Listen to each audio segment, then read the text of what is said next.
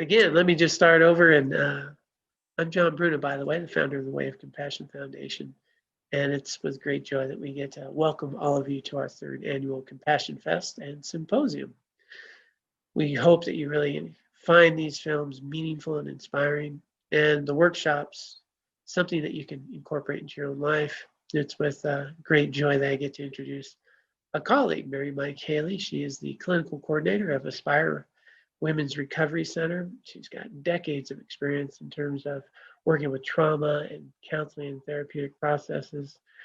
She's incredibly talented. It's going to be a wonderful workshop where she'll share some of the skills that we can develop around our own self-awareness and interpersonal relationships.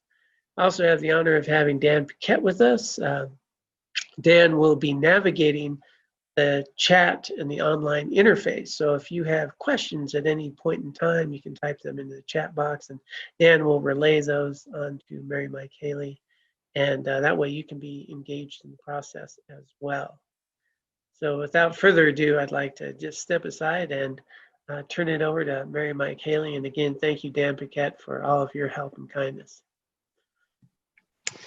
Hi, John, thanks for the introduction. That was really sweet, and third time makes a charm, absolutely. I'm really honored to be here and excited to present at this year's Compassion Fest, and grateful to everybody involved in this wonderful event. And yeah, I'm here today to talk about emotional intelligence and how we show up in our relationships and how we deal with interpersonal relationships in regard to our own emotions. Oftentimes we, as humans, are not all that aware of how we're showing up emotionally and interacting with other people. We tend to walk into a room even and not know how we're affecting other people or how other people are affecting us. And sometimes those effects are basically just, coming out through our emotions. How many times have you gone to work and somebody, colleague has been in a bad mood, and maybe at the end of the week you're like, oh, so-and-so was horrible to work with this week because they were in a bad mood or they were having a difficult time, and it sets us into a funk because we don't necessarily want to engage with people that are like that, and we tend to not even be aware of our own emotions and how we walk into a room and how we maybe affect the people in our lives. And especially the people closest to us. So I just wanted to talk a little bit about how to navigate that and how to maybe build a little bit more emotional intelligence in our own world. And it all starts with our own self-awareness, being more aware of how am I treating the people around me? How am I treating myself in relation to the people around me? Am I having compassion for the people in my life? Am I having compassion for myself? And showing up as the best human that I can be today. And so when we're talking about emotional intelligence or our emotional health, what does that mean? What does it mean to have emotional health, to have emotional intelligence? And it can be different for people depending upon the situation that they're in. It can be different depending upon how you grew up, the messages you were given as a kid, the people that you live with, the interactions that you're having. But basically, it's an ability to understand how an emotion affects me, how I feel about something, and then how am I behaving based on that emotion? How am I interacting with the people around me? And a key to that is, do I know where my emotions reside in my body? And do I know how to identify that feeling? And our bodies can be really helpful in figuring this out. And sometimes we don't think about that. If I'm angry, I know I'm angry because you've made me angry, or a situation has made me angry. But do I know what that emotion feels like in my body? Am I aware that I just got angry and my face got flush, my chest got tight, my hands clench, I'm angry, my heart is racing? I can't breathe very well. I want to yell. I want to scream. Do I pay attention to that and maybe stop and digest that and understand this is an emotion. It's happening to me. It's an experience I'm having in my body. It's an experience I'm having within myself. Or is there a reaction right away that I'm going to yell at this person? I'm going to let this person have it because I'm angry and they need to know I'm angry. And so I'm going to verbally, physically, emotionally let them know I'm angry.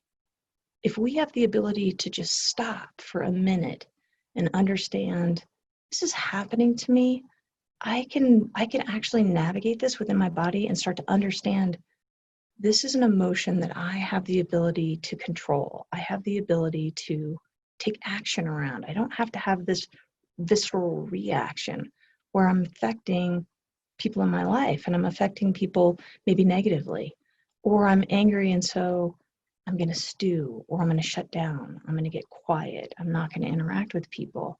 That has an adverse effect on the people around me.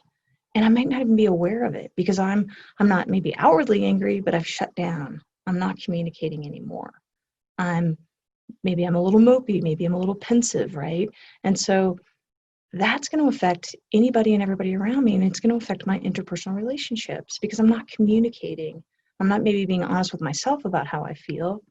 Maybe I don't even understand how I feel. And so the more we can start to understand, I'm having an emotion, it's playing out in my body, it's affecting me, what do I need to do for myself? So if we stick with anger, right, which anger gets a bad rap. Anger is a perfectly legitimate feeling to have. There's a reason that we're able to have it as humans. And it's actually important that we identify the feeling and we embrace it and we go, okay, I have anger. I'm angry right now. It's okay. What we tend to do is we go, oh, I'm angry. I shouldn't be angry. I shouldn't behave this way. I should stuff it. I should bottle it up. I should get away from people. And that's not necessarily true. Sometimes we're in a situation where it's okay to be angry. I'm angry. Maybe I need to tell somebody I'm angry. I need to feel the feeling. I need to process the feeling. I need to digest the feeling and sit with it and understand I feel tense in my body. I'm angry about this situation. It's an unfair situation or somebody did something to me. It's okay that I'm angry. I don't have to attack anybody. I can sit with it. I can understand it. I can process it healthily.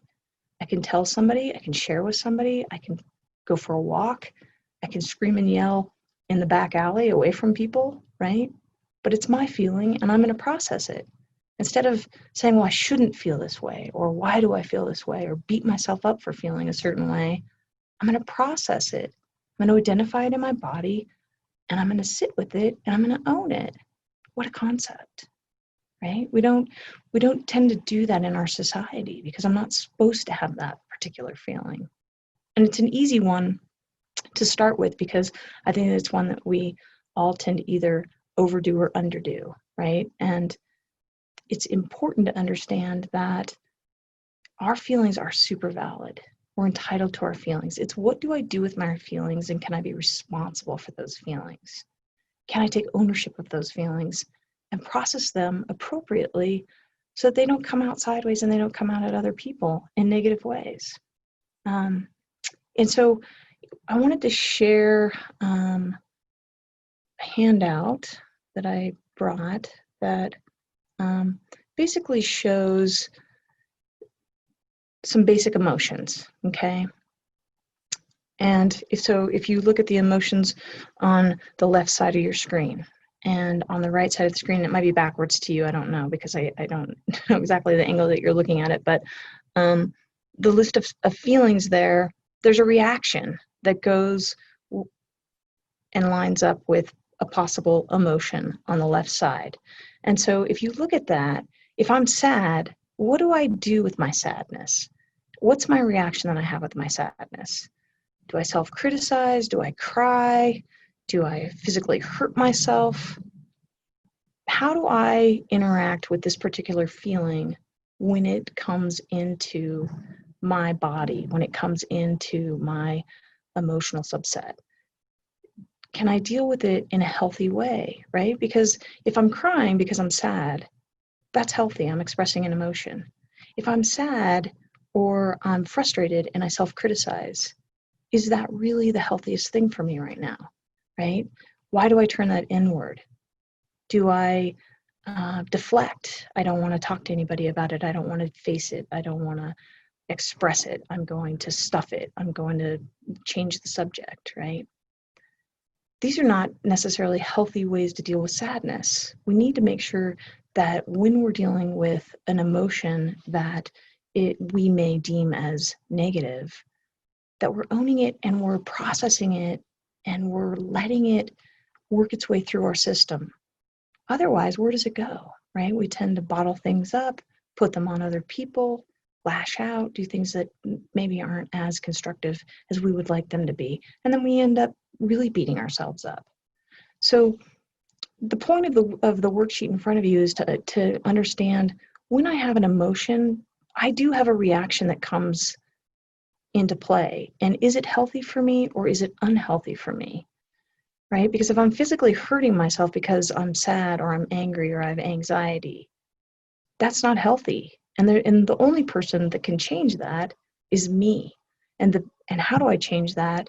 Well, I have to be more self-aware. I have to start paying attention in this present moment. How am I feeling? And it can be just that simple. Stopping when I feel an emotion coming up, when I feel my body changing, the chemistry in my body, the temperature of my body, when I feel that coming on, can I stop and sit with myself and feel the feeling and understand this is normal? It might be uncomfortable, but I can sit with it. I can experience it. Because Hey, if you take a Marymike, feeling, yeah. I just wanted to interrupt just a moment here. Apparently, we are not seeing anything on the screen. I don't know if you were able to share your screen or not, but we're not And able to see the worksheet. And I'm just babbling away up here talking to you. Okay. Okay, so when I tried to hit screen sharing, now I'm getting a notice that says that the host disabled the participant screen sharing. So I don't think I can do that. I think that they are working on fixing that, Marymike. Okay. So so Dan, as I was talking and I was explaining the sheet, did any of that make sense? It's just as far as like the feeling and the reaction, were you able to follow, or was that kind of confusing? I was definitely able to follow, and I'll also say that there was a comment here from Paula that as a trained therapist and the receiver's therapy, this is so helpful. Thank you. You'll love to learn. So I think that people are understanding what you're saying. Okay, well, thanks, Paula. I appreciate that feedback. And Dan, thanks for relaying that. You betcha. So without the sheet, hopefully a little bit of it is understanding, but yeah, because the basic message is there is just to have the ability to understand what are the reactions that I have around certain emotions. And if we can start to understand those patterns, right? When I'm angry, I always self-criticize myself. I'm critical of myself, or I lash out physically, or I shut down emotionally. When I can start to understand those patterns of, I know that I'm doing this. I know that when I'm angry, I do X, Y, Z. When I'm anxious, I tend to disengage and isolate. When I'm happy, I tend to be kind and loving to people, right? When we understand the patterns of how we show up or how we participate with people when we're having a certain emotion, the more aware we are, the better we can show up differently if we don't like that pattern, right? So if I don't like the way I behave when I'm sad, I have the ability to change that. I have the ability to show up differently. But I have to understand the feeling. I have to understand how this feeling shows up and how I react to that feeling. It's really important, and it's not easy. It's something that takes practice. In fact, I would say that when I'm upset about something, I like to try to practice when I'm not in a heated situation with somebody that I care about, okay? Because this definitely helps my interpersonal relationships. Because if I'm angry at a family member and I'm trying to practice this in the heat of the moment, sometimes it doesn't work, and then I get mad at myself. where if I'm angry when I'm driving my car, maybe I've got some road rage, I'm driving down the street and somebody cuts me off, and I can identify right away, I just started screaming at this person because I felt anger. I felt my chest get tight, I felt my face get flush, and I'm angry. If I can practice that in that moment when I'm not engaged with another person, I'm alone in my car, is that really a great reaction, Marymike? Maybe I need to calm down. What is that road rage doing to me? And the other person can't even hear me, but I'm all bent out of shape at them. It doesn't get me anywhere. That self-awareness right there, that insight, is maybe going to change the way that I'm going to show up if somebody makes me angry that I'm in a conversation with that I care about, that's important to me. I can stop myself in the moment and think about, okay, I feel that rising up in my system. I don't have to react that way to this person that I care about. I can take a step back, maybe pause, right? Just delay for just a second even. I feel myself getting angry, and I can express that to the person. I feel angry. I'm a little nervous about how I'm going to react, so I'm just going to walk outside for a minute. That moment might be enough for me to de-escalate myself enough to show up to the conversation differently and change that pattern. And once I change that pattern, it's going to change the pattern of interaction I have with somebody that I really care about. In fact, it might surprise them that they were ready for a fight and I just took a step back and they're like, oh my God, how is this happening? She doesn't usually do that. I don't know what to do now. Right? And it's going to change the pattern, and it can be really refreshing because I've showed up differently. It's affected the person I care about a little bit differently. And I could even stop and say, I'm angry. I really want to have this conversation with you. I'm going to take a time out because communication with you is really important to me. And I'm taking responsibility right there for my own emotions. And it can be really freeing because I don't have to show up to the fight. And I don't have to expose them to my emotion that I have the ability to take care of. And so another thing that this plays into is, am I dealing with past emotions? Are past emotions actually affecting an interaction that I'm having with somebody today in a present moment? Okay.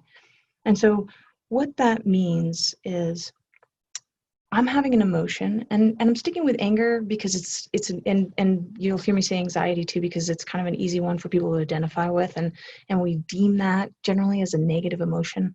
I don't think that there's a good or a negative or a positive emotion. I think they're just our emotions, but anger's an easy one, an easy example for this. But if I have a present day situation with somebody that I care about, and let's say that I'm angry, we've gotten into a discussion, I'm upset, they're upset, and I have past emotions that I haven't dealt with. And I'm in this moment right now with this person that I care about, and we're getting into a heated situation. If I haven't processed these past emotions, a lot of times they're going to come up and they're going to hit this present day situation. And pretty soon I'm in this massive angry place with this person, and these emotions don't even belong in the conversation. And so it's one of the reasons that it's really important for us to understand our feelings and regulate our feelings and process our feelings and own our feelings. Because generally the feelings that are past that I have not dealt with and I have not processed, which we all have, because we have experiences in life where we maybe didn't process something or didn't have the opportunity to, or didn't have the power to, we're walking around with those emotions. And so when we show up here with people we care about today, and we have all of that pent up here, and it blasts this present day situation, this person I'm talking to gets a whole lot of anger that doesn't even belong in the conversation. It doesn't even belong to that person. And I don't even necessarily know how to process whether it belongs to me. And so today, as an adult, if I start taking responsibility for my present day feelings and processing them, hopefully it's going to stop me from having past emotions for future interactions, if that makes sense, which I hope it does. And so another reason that it's important that we start to have this awareness of how do I feel, how am I processing my feelings, and how am I showing up in my interpersonal relationships today. And that awareness is something that now that we've talked about it, and the more that you start to experience emotions, hopefully you can start paying attention to, how do I feel? What's going on with me? How do I feel that in my bodies? Am I feeling something in my stomach, in my chest, in my throat? And it looks like, Dan, you might have a question. I do have a question on here from Michael Sheridan. He asks, how do I practice emotional intelligence during an altercation when the other person is wrapped up in a ball of rage? Okay, that's a really good question. Really good question. And a really difficult thing to practice when you have somebody else in front of you that is in a ball of rage. And so I think that as far as emotional intelligence goes, if somebody is in front of me and they're having their own emotional reality, the key is to know that whatever's happening for them emotionally, especially if they're in a rage, that's not my responsibility, okay? And how am I showing up so that maybe I'm not going to lend to that rage, okay? So if I've got somebody that's in a ball of rage and they're in front of me and it's somebody that I really care about, generally I know how to push their buttons and fuel that rage, okay? So if I'm being intelligent about my own emotions, I'm going to notice the situation for what it is and how I want to show up, right? And it may be that I have to remove myself from the situation, right? That I can't have this conversation right now. I care about you. I know you're upset, but I don't see this conversation going anywhere right now. I don't see it being very productive. And I'm just going to remove myself from the situation because they're in a ball of rage. I don't think I need to point out that they're in a ball of rage because that can also fuel the fire, right? But being emotionally intelligent is knowing, how do I feel in this moment? This person's rage is scaring me.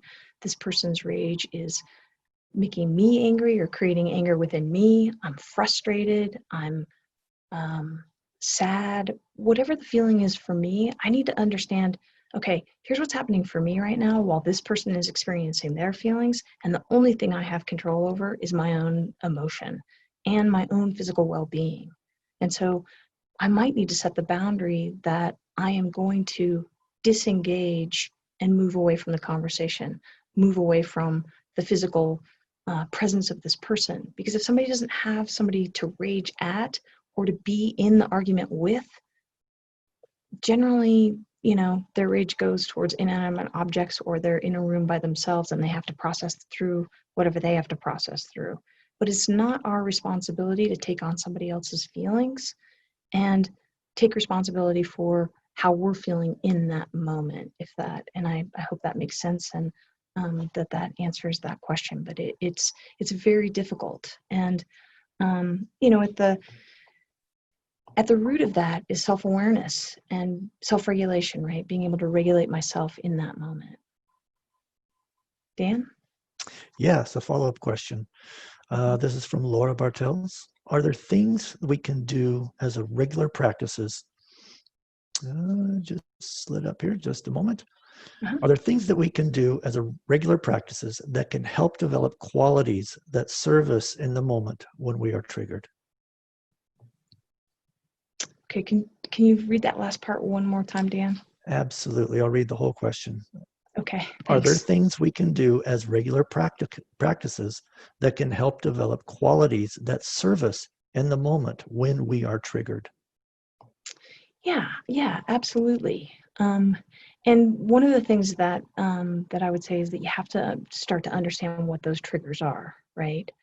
And so I think that one of the main things is understanding that when I'm triggered, what do I do, right? What are my patterns? What do I generally do? So if let's say partner, right? If I'm engaged with my partner and I know that when my partner doesn't pick up their laundry off the floor, that I'm frustrated, right? And generally I'll say something sideways to them, like, just having a sloppy day, or what's up, right? Maybe I'm a little passive aggressive. If I can understand from past interactions how I generally show up in that kind of a situation, I can start to look at that and go, where did that get me, right? Did that interaction actually serve me, Or maybe I need to have a different approach and I need to say, I would appreciate it if you put your laundry in the laundry basket and I have a little bit more, face-to-face contact that's not passive aggressive, that's a little bit more honest and open. But looking at how do I generally show up when I'm triggered? How do I react? And part of that is understanding that I want to show up in a kind, loving, honest, communicative way. And when I say that, I'm coming from the value system that I live by, right? And so if I start to understand, for each of you to understand, what's my value system in this relationship? How do I want to show up with my partner? What are the main values I want to bring to my interaction with my partner? I can practice those when I'm not triggered. And I can understand that when I'm triggered, I react, and I don't want to do that. I want to take action. And so maybe I even practice that on a smaller trigger that I understand that my partner does or somebody else I'm interacting with.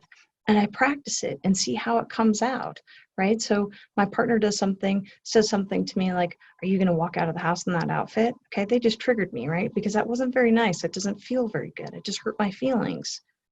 If I know that generally I'm like, well, you're a jerk, right? I know that that's a reaction. I don't want to do that. So I'm going to practice saying something like, well, that hurt my feelings. And yes, this is what I'm going to wear today. I'm sorry that it doesn't, meet your standards. But when I practice reacting, even just on little things like that, my hope is that when something big triggers me, I can show up a little bit differently because I've been practicing on smaller interactions that I have with my partner. And those are things that are can be really difficult because those little tiny interactions with people that we care about, they start to add up, right? And it's like, okay, the fourth time that they said something to me and I've been angry all week at them. If I let those things build up like that, then I might blow up at the end of the week or at the end of the day because tiny little things have built up. So I have to have self-awareness about how I'm responding and if I'm swallowing things and I'm not being honest, I'm not being open, I'm not being communicative, because that's when the triggers get me, when I've got resentment and I'm letting things build. And if I do that, then I'm going to have a big explosion. And it's kind of that past feeling hitting a present day feeling situation and things blow up and it doesn't feel very good, right? But if I look at little things and I'm honest with myself and I go, that hurt my feelings. I want to take action. I don't want to have a reaction. I'm going to communicate. That hurt my feelings. I feel sad. I feel frustrated. I'm angry. If I can have open, honest communication, hopefully those triggers aren't going to nail me quite as hard as they usually do. And I'm hoping that answered Laura's question. It was a good question. Thank you. And those, when we can start to see action, that we take an action instead of having a reaction, it can be really freeing. And the more we do that, the more we start to understand the patterns of our own behavior. When we get those little glimpses of insight into, wow, I just showed up differently. And in fact, because I showed up differently, the person I care about that I'm talking to, they made a little bit of a shift too, because I didn't say the same thing I normally say, or I didn't react the way that I normally react. And it can be really satisfying because then that pattern that maybe my partner and I have built up over a long period of time, it starts to shift a little bit and we start to treat each other a little bit differently. And I can't control how another person is going to show up to the conversation or how another person is going to act or react. But if I take responsibility for myself and I start to understand how I want to act instead of react, it's going to shift relationships. It's inevitable because I'm not showing up to the fight, or I'm not being as passive aggressive, or I'm being honest, I'm being open, I'm being genuine, I'm showing up kind. It makes a huge difference. Or sometimes we get into that tit for tat thing and we, think we need the last word, or I think I need to say something that you need to hear what I'm saying right now. Absolutely, right? Because I'm important and I have something to say and you need to hear it. And that puts people on the defensive, especially people that know us and they're like, I'm sick of you telling me what to do, or, you are a know-it-all when it comes to our life, or whatever. And so if I can show up a little bit differently and make tiny little adjustments in the way that I'm interacting and communicating, it will cause a shift in how people show up to conversations with us, is the hope. It's a theory, anyway. And it always feels better to take action rather than a reaction. Because that reaction, generally I say something emotionally that hurts somebody, and then I feel bad, and so then I have an emotion that happens that is not pleasant in my world, and it becomes a horrible cycle. And so if we can just be a little bit more self-aware, and then understand I have the ability to regulate how I'm showing up. I have the ability to regulate what's going on in my body, what's happening for me emotionally, and it can make a big difference in how people feel about me, and also just how I'm treating people, whether it's people that are important to me, people that I'm at work with, people that I'm having discussions with in traffic and they don't know that I'm having them. But it can be really freeing when we start to understand that we can change the way that we behave and the way that we show up, and that it's okay to be in your body and experience your emotions, and that sometimes it's really uncomfortable, and sometimes that's necessary to be uncomfortable in your own skin and sit with it. It's not going to last. Feelings come and go. I can't sustain joy all day. I definitely can't sustain anger all day. I can't sustain, I try not to sustain anger all day. Our emotions are made to come and go. It's an experience that happens in our body. It's an experience that is there to help us survive and to communicate. And so I can't sustain joy all day. I'm generally not going to sustain anger all day. So if I can just sit with it and get to know it and understand how it plays out in my body, how it plays out in my interactions with other people, I can start showing up differently, and it can be huge for my relationships and how people are feeling about me, how I'm feeling about people, and understand I don't have to rage at somebody or have anger at somebody and then feel horrible about myself later. I can stop, I can delay, I can step back, I can take responsibility for my actions, I can take responsibility for my own emotions, and generally I'm going to end up feeling better. And my social interactions are going to be much better because I understand how my own emotions are playing out in my world. And generally when I do that, I'm kinder and gentler with the people around me. And if that's how I'm showing up for the people around me, the hope is I can start to have a little bit more compassion for myself. And I think that's a really important piece, is am I compassionate towards myself? Because I've been talking a lot about, these outward interactions and how I'm engaging with another person. And the sheet that you could not see that I put up there was one of the reactions to emotions was being self-critical, self-analyzing. And that's a big one for human beings, that if we are, having an emotion or a situation that we think we didn't show up well for, or we're having an emotion or a thought process that is not positive, that we get critical of ourselves. I didn't do that right. I'm not good enough. I'm not smart enough. I'm not the right person for the job.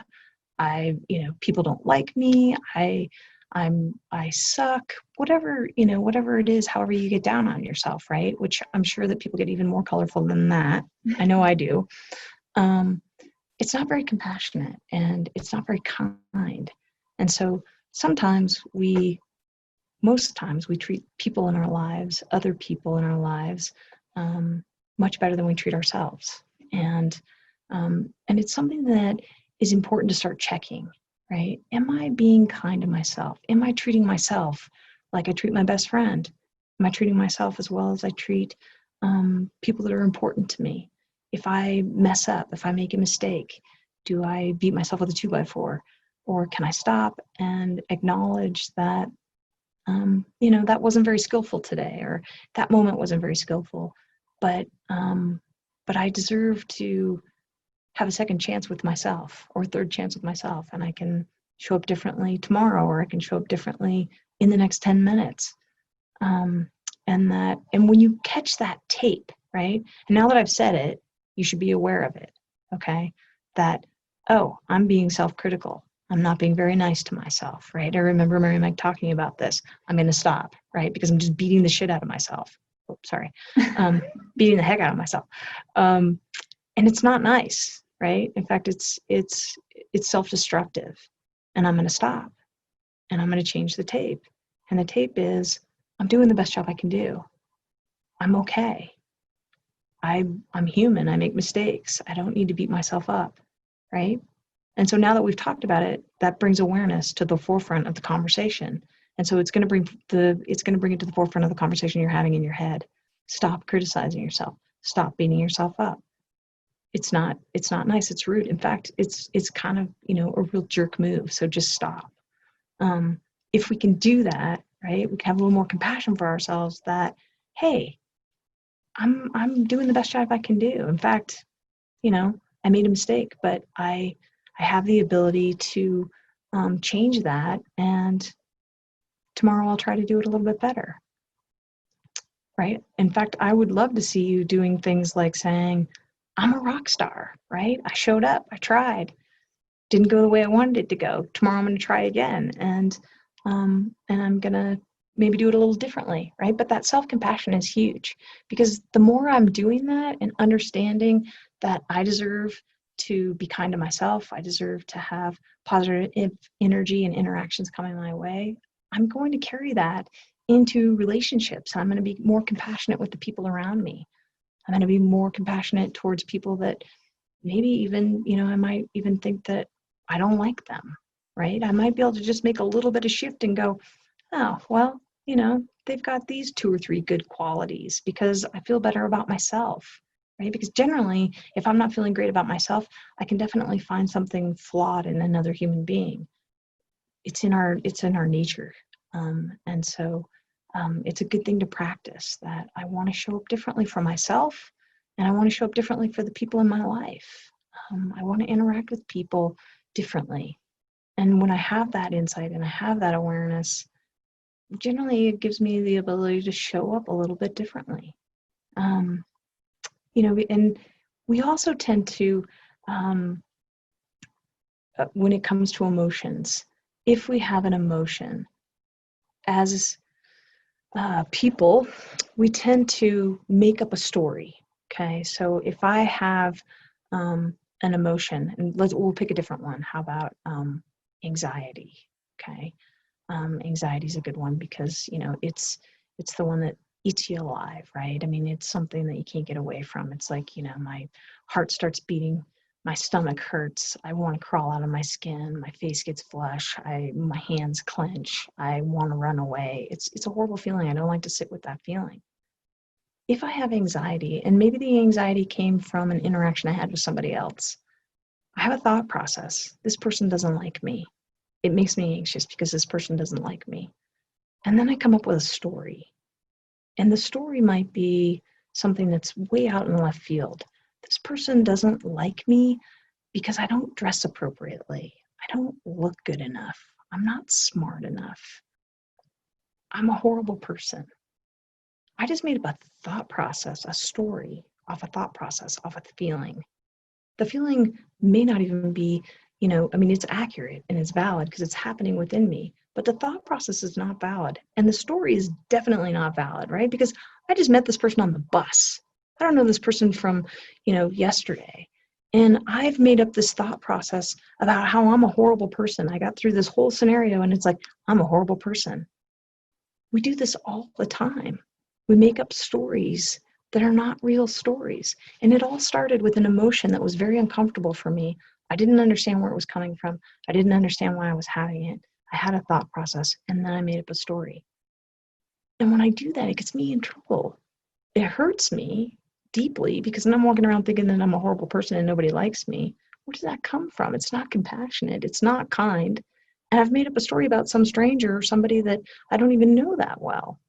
And I tend to do this quite often, right? And I have throughout my life. And I have no doubt that, a lot of you have done the same thing, that it's like, where did that even come from? And sometimes I can take the story and I can, make it last for a couple of days. And it's not a true story. And part of it is I had an emotion. I didn't like the emotion. It was uncomfortable and I couldn't sit with it. And I couldn't understand why it was happening. And I didn't allow it to happen. Or if I had taken the time to maybe sit with myself and understand, I'm having some anxiety. It's going to pass. I'm okay. I'm going to ground myself. Maybe I'm going to call a friend and tell them I'm having some anxiety. I don't know where it's coming from. Maybe I'm going to exercise. Maybe I'm going to make myself a nice dinner. Zone out on some Netflix, right? Do something for myself instead of having a thought process and then making up a horrible story about myself. But doing some things that are maybe a little bit healthier, right? All of us have somebody that we can call or an animal we can look at and go, I'm not a horrible person, right? My dog's looking at me like I'm a god, so I know I'm not a horrible person, right? That's my go-to is my dog, right? That if my dog's looking at me like that, it's a pretty good day. I'm going to be all right. How do I find compassion in those moments? How do I find my center? And it's different for everybody, right? But it's important because the stories that I make up about myself, they're not kind, they're not loving, they're not compassionate, and it's not okay. And it generally leaves me feeling horrible. And then that's also going to it's going to affect the interactions I have with other people, which can be really detrimental because then I'm putting the feelings I'm having onto the people that I care about and the people I love. And so it goes back to, how well do I know myself and how well do I know this one feeling that's happening within myself? Can I identify it? Can I figure out where it's happening in my body? And then maybe, why is it happening? Some days I might know why, some moments I might know why, and other times I have no idea why. But if I understand that's okay, I can sit with it, I can experience it, I'm going to be okay. And I might need to move and do something. And, I've been in recovery for a long time. And one of my first sponsors in recovery told me, Marymike, when you're having a difficult time and you don't know what the feeling is, do what's in front of you to do. Do what's in front of you to do. What does that mean? Do what's in front of me to do. Well, do the dishes, right? Do the dishes, vacuum the floor, walk the dog, pick up the phone and call somebody. Have an interaction that, might be mundane, like vacuuming, right? But vacuuming can be super therapeutic, right? It's kind of like going into a trance. But if I'm moving and I'm doing something, right? I'm uncomfortable, but I'm moving and I'm doing something, I'm being productive. Is the feeling still there? The feeling's still there, but I'm okay, right? I just vacuumed. My house is a little bit cleaner. I'm going to pick up the phone. I'm going to call somebody. I've got some anxiety. This is happening, right? I need some help. I need to talk. Or maybe I'm just going to sit down, feel my body against the chair, feel my feet on the floor. Understand this is so uncomfortable. It's painful. It's going to pass because it's a feeling. I'm going to be okay. I have the ability to do that. That's intelligent. That's emotional intelligence. I'm aware, and I'm okay.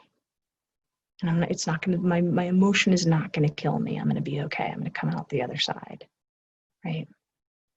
And when I survive those moments, it feels really good. And I go, oh, okay, all right, that sucked, but I had the ability to get through it, and it passed, and I'm okay. And I didn't have to take it out on someone else, and I didn't have to turn it into this massive thing, right? Do what's before you to do. Go for a bike ride, right? Do something productive for yourself.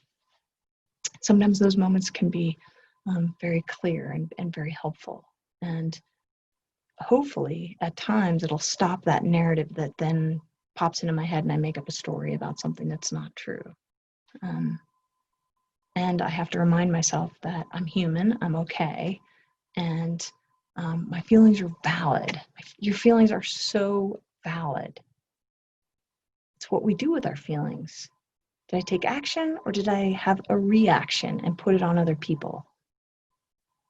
That's the issue, is when I start to have a reaction and I put it on other people, I make it other people's problems, and I'm not taking responsibility for myself, right? And what this all comes down to is, am I taking responsibility for myself?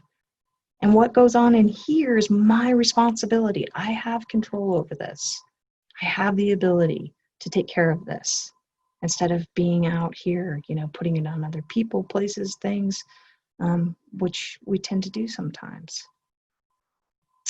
And to wrap up, I just want to say that I know that, some of the stuff is definitely, what I've gone over today is easier said than done. It definitely takes practice, right? It's like going to the physical therapist, and they want you to do those little tiny micro exercises to make something feel better. And it's like, it feels like a waste of time, right? I just want to get back out and go skiing or biking or whatever I want to do. And you want me to move one tiny muscle for a month. And that's exactly what this process is like. And so if I'm aware and I'm showing up in the moment, in the present moment for my day, generally I can check in with myself and understand how I'm feeling. And when I do that, I can take responsibility for my feelings, and I can move in a more purposeful way in my day with my emotions, and understand that they're mine and that it's my responsibility.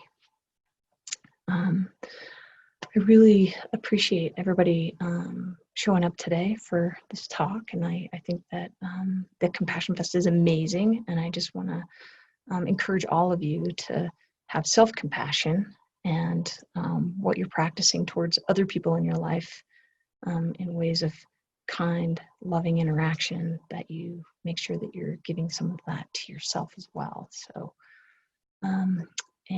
I think I've got like 5 minutes left, and just want to open that up if anybody had any questions or comments. And yeah, again, I appreciate being here.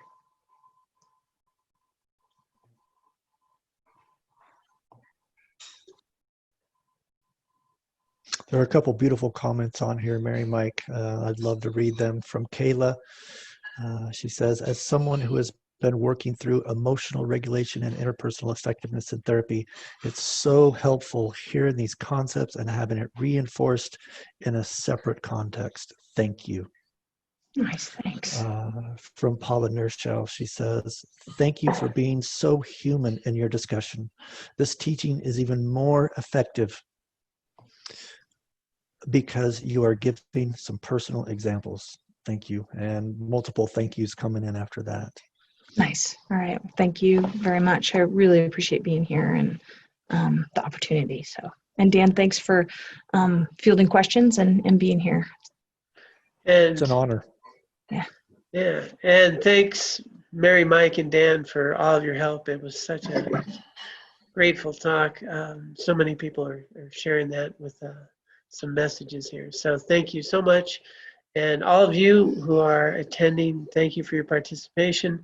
This will be recorded, and so you will be able to be seen later. So thank you all so much. And let's bring that self-compassion that Marymike was talking about into our lives so that we can share it with others. Thanks, John. Thanks for having me. Okay. All right. Thank you, Marymike. Yeah. Bye. Bye.